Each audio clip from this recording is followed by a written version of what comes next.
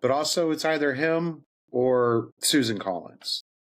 So pick which And side you that's want to like, run down. and how could you think twice about saying, looking at the Republican Party as they are now and taking the values of what the Republican Party stood for 20 years ago? How could you look at Graham Platner and Susan Collins and say who's the Republican in this situation 20 years later?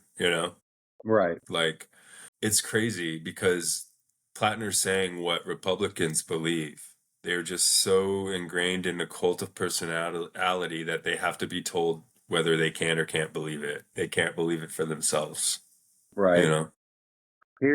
I just pulled up his numbers. He secured 152,000 votes, setting a record for the most primary votes ever received by a Democratic U.S. Senate candidate in Maine state history.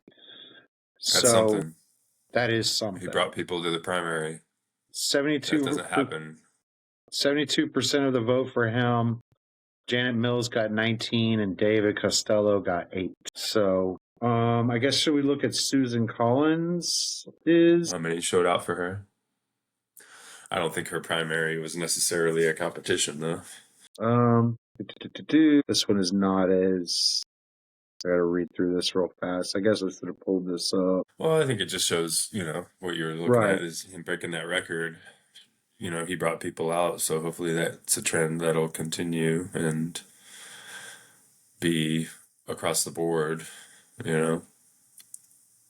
No. for your Tallaricos and Tallarico, what about it, man? And then also Rob Sand in Iowa.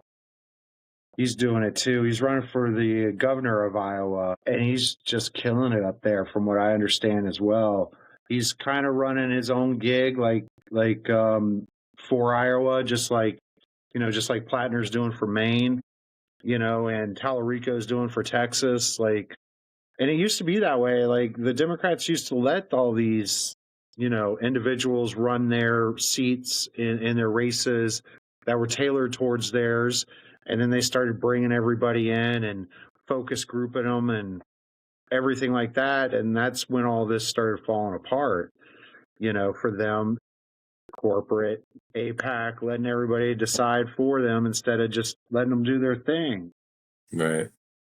And now they're all like winning. So Because they're we got speaking to, to the people and what the people want to hear and not concerning themselves with those corporate hands saying what they can and cannot say. They're saying common sense. That's what needs to break through. It's just common sense policy, like healthcare, you know? Like, it's just so obvious.